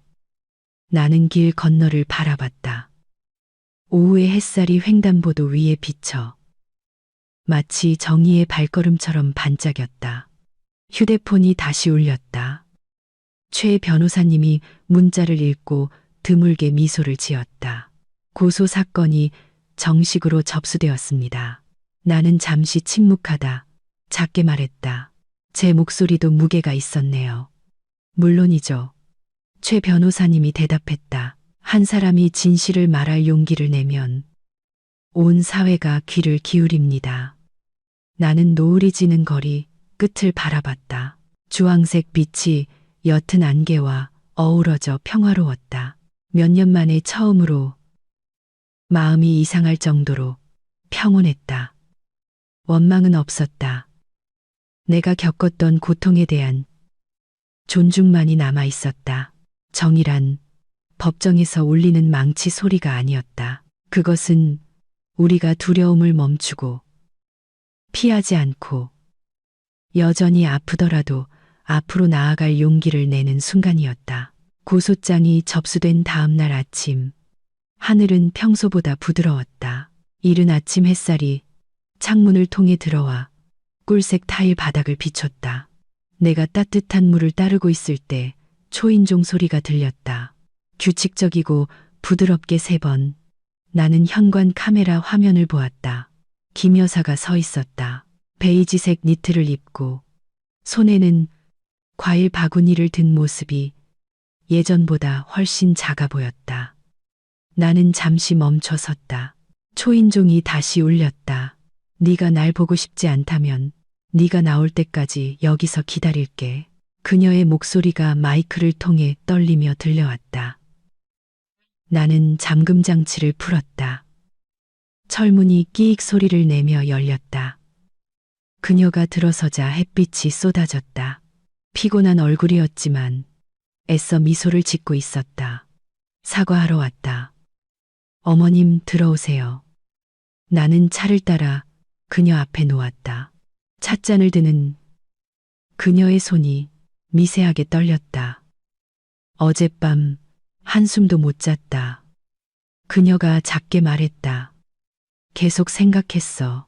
그날 내가 침묵했더라면 일이 이렇게까지 되지는 않았을 텐데. 하지만 어머님은 침묵하지 않으셨죠. 나는 책망 없이 그저 사실을 상기시키듯 가볍게 대답했다. 침묵하지 않으셨을 뿐만 아니라 불에 기름을 부으셨죠. 남들이 우리 집 비웃을까봐, 친척들 보기 부끄러울까봐, 명예를 잃을까봐 두려워하셨지만 저도 가족이라는 사실은 잊으셨어요. 나는 그녀를 올려다봤다. 눈가의 주름이 기억보다 더 깊어 보였다. 어머님을 원망하지 않아요. 그냥 슬펐어요. 저 대신 체면을 선택하신 게 슬펐어요. 그녀는 고개를 숙였다. 눈물이 테이블 위로 떨어졌다. 부끄럽다. 하지만 고맙다. 그래도 나를 어머니라고 불러줘서. 전 단 한 번도 어머님을 잃고 싶지 않았어요. 다만 가끔은 누구를 믿어야 할지 몰랐을 뿐이에요. 김 여사가 찻잔을 내려놓고 심호흡을 했다. 어제 경찰서에서 조사를 받는데 무서웠다. 하지만 법이 무서운 게 아니라 서류 속에 담긴 내 눈빛을 보는 게 무서웠어. 네가 쓴 진술서를 읽는데 글자 하나하나가 칼날 같더구나. 어머님 마음 아프게 하려고 쓴 게 아니에요. 내가 말을 잘랐다. 전 그저 공정함을 원했을 뿐이에요.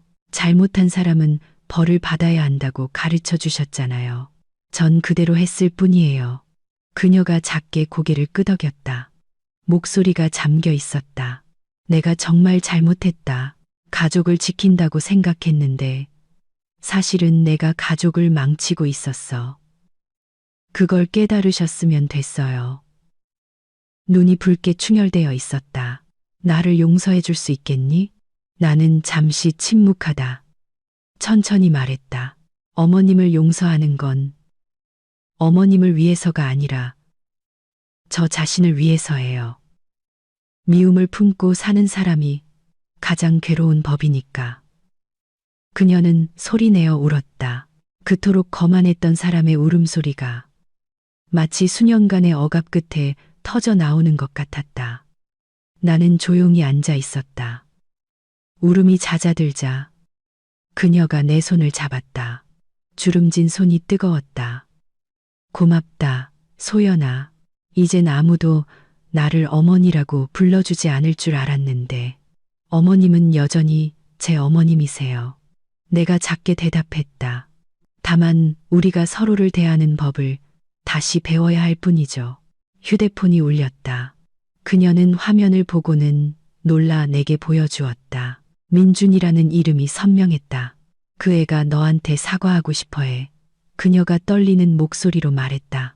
뭐라고 할까? 그 사람이 진심으로 이해하게 될 때 그때 듣겠다고 전해주세요. 그녀는 나를 한참 동안 바라보다 고개를 끄덕였다. 우리는 잠시 더 앉아 있었다. 내가 차를 더 따르자 제스민 향이 마당 가득 퍼졌다. 부드럽고 맑은 향기였다. 그녀는 시아버지에 대한 작은 이야기들을 했다.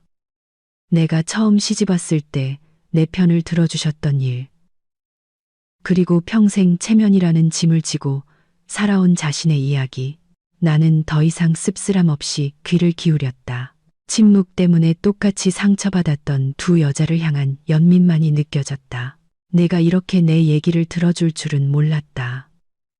들을 수 있는 건 이제 제가 무시당한다고 느끼지 않기 때문이에요. 젖은 눈빛으로 나중에 네가 며느리를 보게 되면 절대 나 같은 실수는 반복하지 마라. 기억할게요. 그리고 혹시 제가 잊으면 어머님이 절 일깨워 주시겠어요? 그래. 그녀가 작게 웃으며 떨리는 손으로 내 손을 만졌다. 우리는 함께 침묵했다. 마당에는 햇살이 높이 솟아 나뭇잎 사이로 부서지며 벽돌 바닥 위에 반짝이는 빛 반점을 만들었다. 그녀를 대문까지 배웅할 때 그녀가 돌아서서 작게 말했다. 문을 열어줘서 고맙다. 그 문이 쉽게 열리지 않는다는 걸 알아. 나는 그녀를 보며 어깨에 가볍게 손을 얹고 부드럽지만 단호하게 말했다. 들어오세요. 우리 두 여자로서 이야기 나눠요. 그녀가 고개를 들었다. 햇빛이 흐릿한 눈동자를 비췄다. 그녀는 미소 지었다. 나도 웃었다.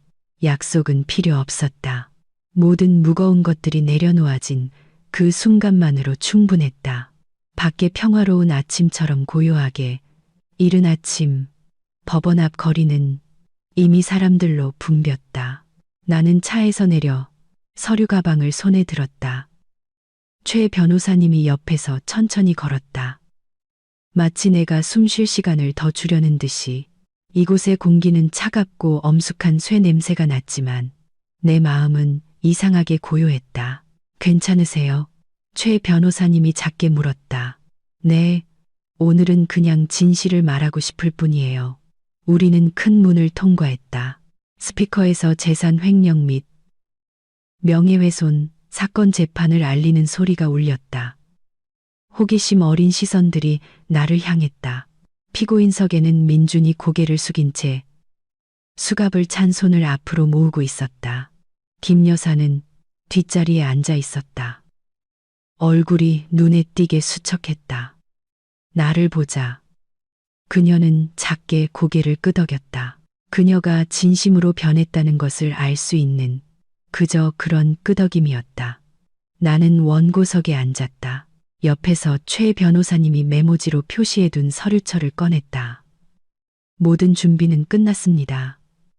그가 작게 말했다. 감사합니다, 변호사님. 판사가 들어서자 모두 일어섰다. 의자 끄는 소리, 그리고 첫 번째 망치 소리가 울렸다. 길었던 여정의 끝을 알리는 소리가 내 마음에 울려 퍼졌다. 판사의 목소리가 고르게 울렸다. 피고인 이민준, 혐의를 인정합니까? 민준이 일어섰다. 얼굴이 굳어 있었다. 저는 어머니가 시키는 대로 했을 뿐입니다. 고의가 아니었고 강요당했습니다. 그 주장을 뒷받침할 증거가 있습니까? 판사가 물었다. 아니요. 나는 민준을 보았다. 한때 내 남편이었던 남자는 고개를 숙인 채 구겨진 셔츠를 입고 있었다. 그 순간 분노는 느껴지지 않았다. 탐욕 때문에 자기 자신을 잃어버린 사람에 대한 연민만이 느껴졌다. 판사는 증거 심리로 넘어갔다. 최 변호사님이 일어서서 또렷한 목소리로 말했다. 존경하는 재판장님, 서류에 담긴 모든 자료는 녹음 파일, 통화 기록, 계좌 내역, 그리고 횡령된 예단비 이체 증거를 포함합니다. 또한 피고인 이민준이 결혼 피로연에서 원고를 모욕할 상황을 만들기 위해 모친에게 직접 보낸 녹음 파일, 원본을 확보하고 있습니다. 방안이 술렁였다. 몇몇 기자들이 빠르게 메모하는 것이 보였다. 최 변호사님이 스피커를 켰다. 차가운 법정 안에 목소리가 울려 퍼졌다. 3년 전 내가 들었던 민준과 김 여사의 목소리였다. 그날 내가 장인어른 목소리, 흉내내서 듣기 거북한 말 몇 마디 하면 걔 창피해서 그냥 집에 갈 거야. 그럼 끝나는 거지. 음성은 너무나도 또렷해서 모두가 숨을 죽였다. 나는 민준의 어깨가 미세하게 떨리는 것을 보았다. 판사가 물었다. 피고인 이민준, 녹음 속 목소리가 본인 목소리 맞습니까? 네, 맞습니다. 하지만 이렇게 큰일이 될 줄은 몰랐습니다. 행위 자체는 사실이라고 인정하는군요. 네, 등 뒤에서 희미한 한숨 소리가 들렸다. 김 여사가 일어섰다. 두 손을 모은 채, 재판장님, 제가 몇 말씀 드려도 되겠습니까? 판사가 고개를 끄덕였다. 저는 피고인의 어미입니다. 모든 일은 저 때문에 일어났습니다. 하지만 제 아들도 죄가 없는 것은 아닙니다. 집안 체면이 깎일까 두려워 제 말을 따랐습니다. 하지만 잘못은 잘못이라는 것을 압니다. 제 죗값은 제가 치르겠습니다. 다만 제 아들에게는 다시 시작할 기회를 주시길 바랍니다. 그녀는 말을 멈췄다. 눈이 붉게 충혈되어 있었다. 나는 그녀를 보았다. 마음이 무거워졌다. 오늘 그녀의 숙인 고개는 그 어떤 판결보다 무거웠다. 판사가 나를 향해 돌아섰다. 원고, 더 하실 말씀 있습니까? 내가 일어서자 방 안의 모든 시선이 내게 쏠렸다. 저는 그저 진실이 인정받기를 바랍니다. 누구도 처벌받기를 원하지 않습니다. 다만 저처럼 더 이상 상처받는 사람이 없기를 바랄 뿐입니다. 내 목소리는 떨리지 않았다. 더 이상 두려워할 것이 없다는 것을 알기 때문이었다. 최 변호사님이 작게 고개를 끄덕였다. 판사가 배심원단에게 합의를 지시했다. 방 안은 침묵에 잠겼다. 벽시계의 초침 소리만 들렸다. 나는 내 심장 박동 소리를 똑똑히 들을 수 있었다. 규칙적이고 평온했다. 약 20분 후 배심원단이 돌아왔다. 재판부는 판결을 내렸다. 피고인 이민준, 재산 횡령 및 명예훼손 혐의로 징역 3년을 선고한다. 피고인 김미경, 자백 및 피해 회복 노력을 감안하여 징역 2년의 집행유예를 선고한다. 망치 소리가 다시 한번 울렸다. 사람들이 수군거렸다. 민주는 고개를 숙인 채 뺨 위로 눈물을 흘렸다. 김 여사는 손수건으로 급히 눈물을 닦았다. 그녀의 시선이 나를 향했다. 나는 작게 고개를 숙여 화답했다. 통쾌함이 아니었다. 그저 조용한 작별 인사였다. 법원을 나오자 한낮의 햇살이 돌계단 위로 금빛처럼 쏟아졌다. 기자들이 몰려와 마이크를 들이댔다. 박소연 씨, 재판이 끝난 소감이 어떠십니까? 나는 카메라를 보며 희미하게 웃었다. 진실하게 사세요. 진실은 화장이 필요 없으니까요. 플래시가 터지고 카메라 셔터 소리가 들렸다. 김 여사는 뒤쪽에서 부축을 받으며 나갔다. 그녀의 눈은 여전히 나를 향해 있었다. 무언가 말하고 싶은 듯 조용히. 나는 그저 작게 고개를 끄덕이고 돌아섰다. 밖에서는 바람이 세차게 불었다. 나는 옷깃을 여미고 맑고 푸른 하늘을 올려다봤다. 자동차 소리, 사람들 소리, 새소리가 내가 그토록 갈망했던 평범한 일상의 소리로 뒤섞였다. 정의는 실현되었지만 나를 평온하게 만든 것은 판결문이 아니었다. 그것은 내가 마침내 진실과 자유의 길, 올바른 길을 끝까지 걸어왔다는 느낌이었다. 오랜만이네, 소연아. 조용한 카페 안에서 그의 목소리가 작게 울렸다. 나는 고개를 들었다. 심장이 방금 컵에 부딪힌 숟가락처럼 작게 울렸다. 현주는 여전했다. 큰 키, 차분한 미소, 그리고 친숙하면서도 어딘가 아련한 눈빛. 현준 선배, 여기서 만날 줄은 몰랐어요.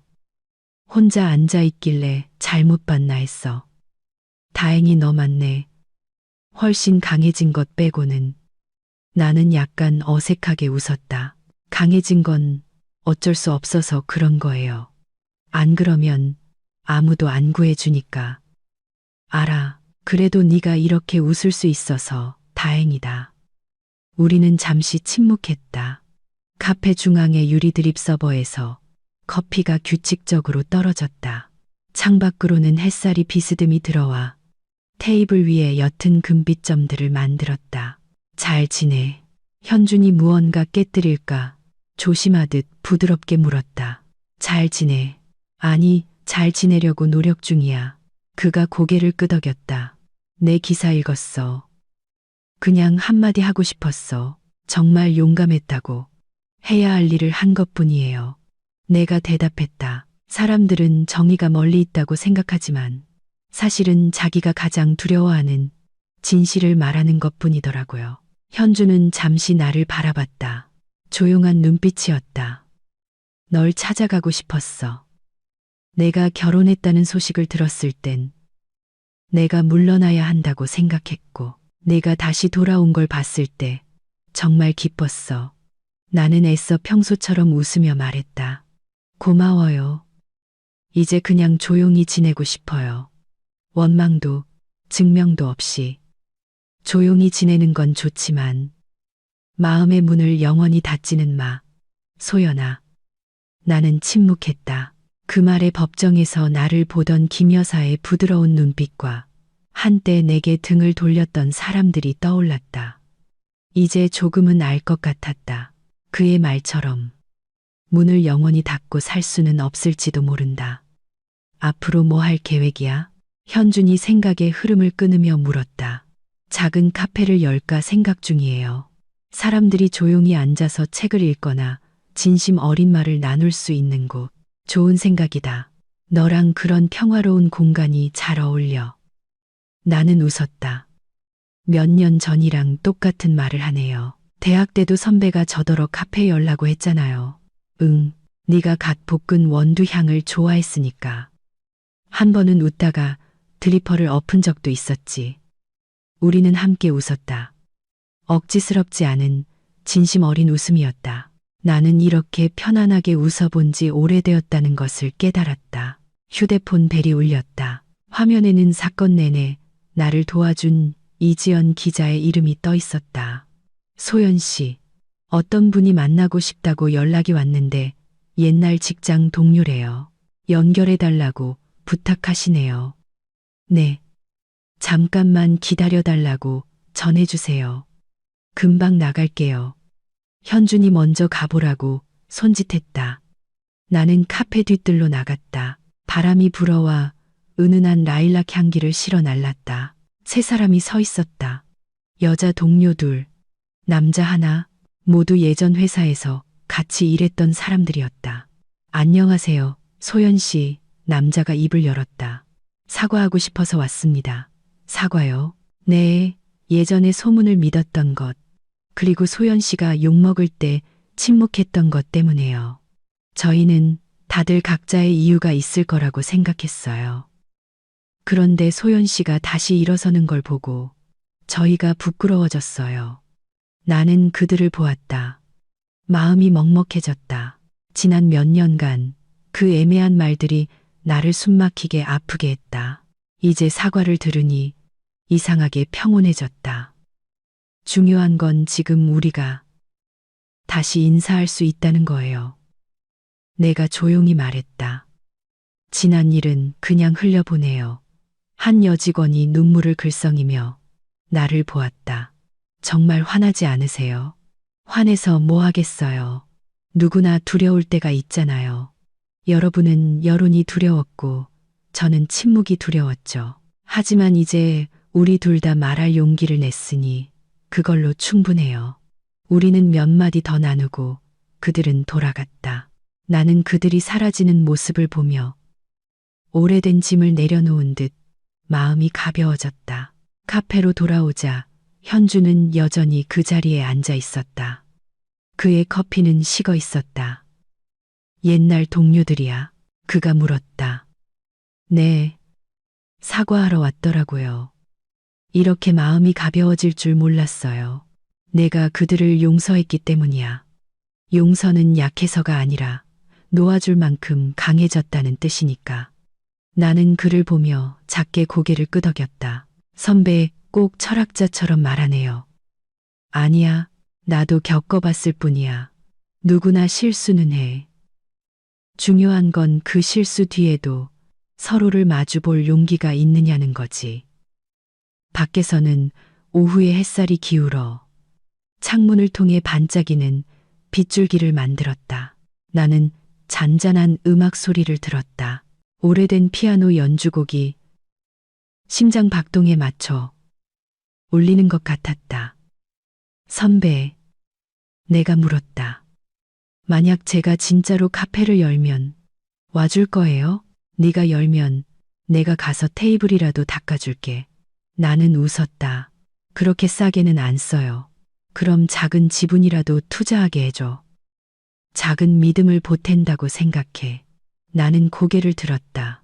그의 눈빛은 더 이상 구경꾼의 눈빛이 아니었다. 함께 커피 한 잔을 내릴 준비가 된 사람의 눈빛이었다. 나는 대답 대신 미소 지었다. 문 밖에서는 오후의 바람이 불어 나무 간판을 끼익 소리내며 흔들었다. 마치 고개를 끄덕이며 동의하는 것처럼. 아침 도시는 막 잠에서 깨어났다. 이른 햇살이 얇은 커튼을 뚫고 들어와 바닥에 비스듬한 빗줄기를 남겼다. 나는 커피 한 잔을 내렸다. 뜨거운 김이 창가에 걸린 거울을 뿌옇게 만들었다. 그 안개 속에서 내 얼굴이 희미하게 비쳤다. 마치 다른 세계의 누군가가 나를 바라보는 것 같았다.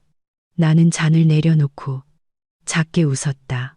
지난 3년 동안 나는 배신당하고 모욕당하고 무시당한 한 여자가 겪을 수 있는 모든 감정을 겪었다. 그리고 스스로 일어섰다.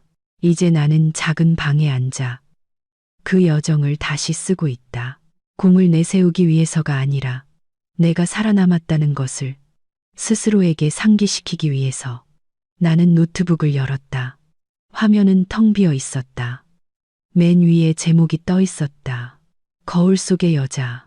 나는 잠시 멍하니 있다가 타자를 치기 시작했다. 어떤 아침, 나는 거울 속에서 한 여자를 본다. 그녀의 눈은 잠 못 이룬 밤으로 대타고 어깨는 걱정으로 가늘다. 하지만 그 눈빛 속에서 나는 여전히 작지만 결코 꺼지지 않는 불꽃을 본다. 나는 멈추고 거울을 올려다봤다. 그 안에 여자가 나를 향해 미소 짓고 있었다. 마음이 저릴 만큼 부드러운 미소였다. 넌 누구니? 내가 중얼거렸다. 거울 속 이미지는 여전히 웃고 있었다. 너야, 소연아. 누군가 속삭이는 것 같았다. 네가 상처 속에서 잊어버렸던 바로 그 사람. 나는 거울에 손을 댔다. 이상하게도 차가운 감촉이 심장을 따뜻하게 만들었다. 나는 계속 썼다. 내가 바닥으로 내몰렸을 때 모든 것이 끝났다고 생각했다.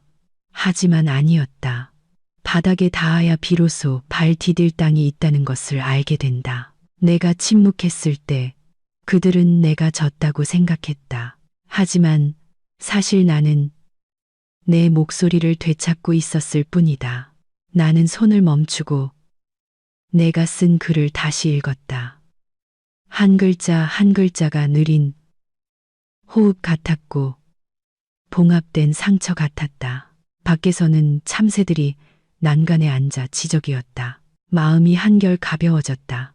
휴대폰 화면이 밝아졌다. 이지연 기자의 메시지였다. 선배, 글은 어디까지 쓰셨어요? 정말 기대돼요. 거의 다 썼어. 네가 첫 독자가 될 거야. 그냥 자기 자신과 대화하듯이 쓰세요. 그게 바로 사람들이 원하는 거예요. 나는 웃었다. 그랬다. 나 자신과 대화하는 것. 내가 그토록 피했던 일. 나는 심호흡을 하고 계속 썼다. 나는 한때 거울 속의 그 여자를 미워했다.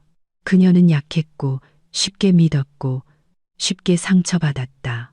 하지만 이제 나는 그녀를 꼭 안아주고 싶다. 그녀 덕분에 나는 강인함이 무엇인지 알게 되었으니까. 눈물이 손등 위로 떨어졌지만 예전처럼 짜지 않았다. 감사의 눈물이었다. 1시간이 흘러 나는 글을 완성했다. 마지막 단락은 이렇게 썼다. 오늘 나는 여전히 거울을 본다. 하지만 이번에는 나 자신 외에 아무도 보이지 않는다. 평온하고 온전한 나. 나는 완벽하지 않지만 무너지지 않을 만큼 충분히 강하다. 나는 원고를 보냈다. 불과 몇 분 후 이 기자에게서 전화가 왔다. 선배, 기사 통과됐어요. 편집장님이 엄청 칭찬하셨어요. 다음 호 일면에 실릴 거래요.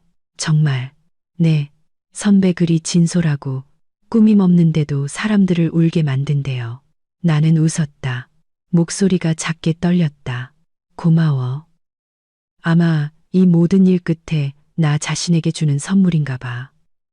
선배뿐만 아니에요. 많은 사람들이 이 글에서 자신을 발견할 거라고 생각해요. 통화가 끝난 후에도 나는 가만히 앉아 있었다. 밖에 아침 햇살이 거울에 비쳐 벽 위로 반짝이는 금가루처럼 흩어졌다. 나는 거울 가까이 다가가 내 눈을 깊이 들여다봤다. 더 이상 두렵거나 주저하는 눈빛이 아니었다. 자신이 어디로 가야 할지, 누구를 위해 살아야 할지 아는 사람의 눈빛이었다. 나는 잡지사 홈페이지를 다시 열었다. 기사 아래 첫 댓글이 막 올라와 있었다. 감사합니다. 저도 한때 거울 속의 그 여자였어요.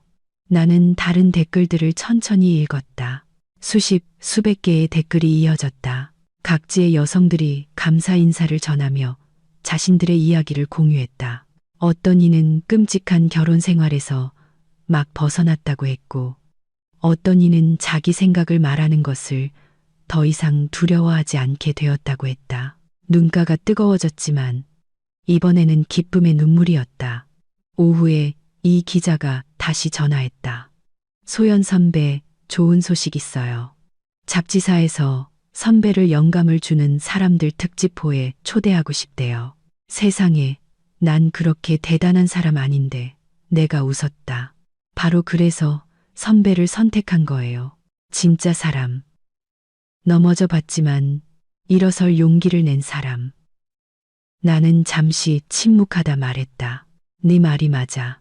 이제는 거울 속의 그 여자를 좀 더 자랑스러운 눈으로 바라봐야 할 때가 온 것 같아. 선배라면 할 수 있어요.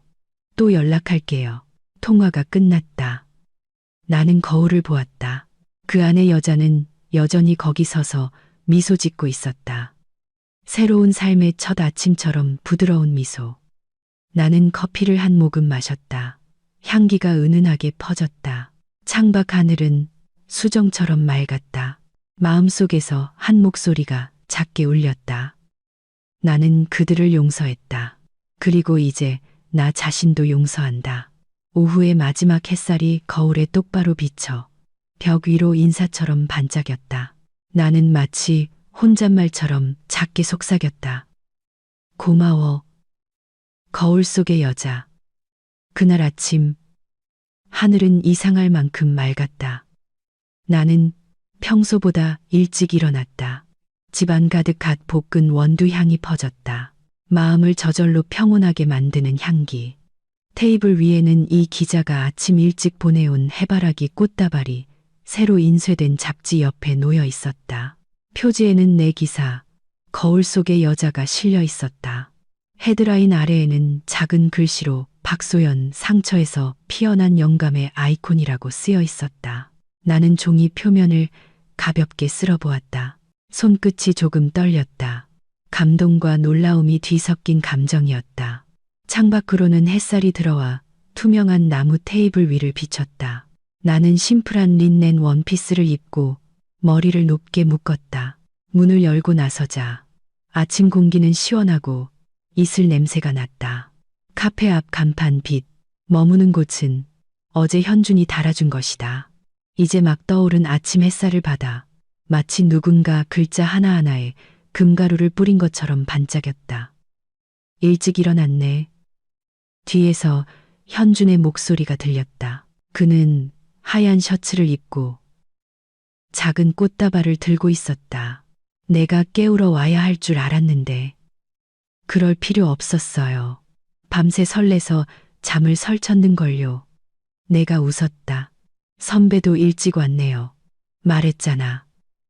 오늘이 너한테 가장 중요한 날이라고. 나는 주위를 둘러봤다. 모든 준비가 끝났다.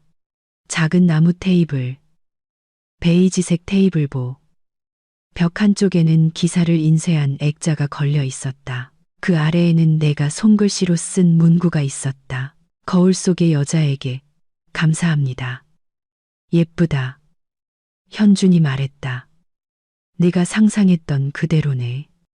저도 이게 진짜가 될 줄은 몰랐어요. 내가 바람처럼 가볍게 대답했다. 문에서 종소리가 울렸다.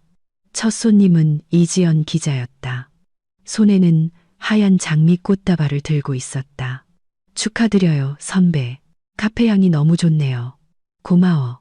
내가 웃으며 그녀를 안으로 이끌었다. 다 내 덕분이야. 그 기사가 아니었다면 아직 카페 열 용기도 못 냈을 거야. 아니에요. 저는 불을 붙였을 뿐이고 그 불을 밝게 지킨 건 선배예요. 나는 웃으며 꽃을 받았다.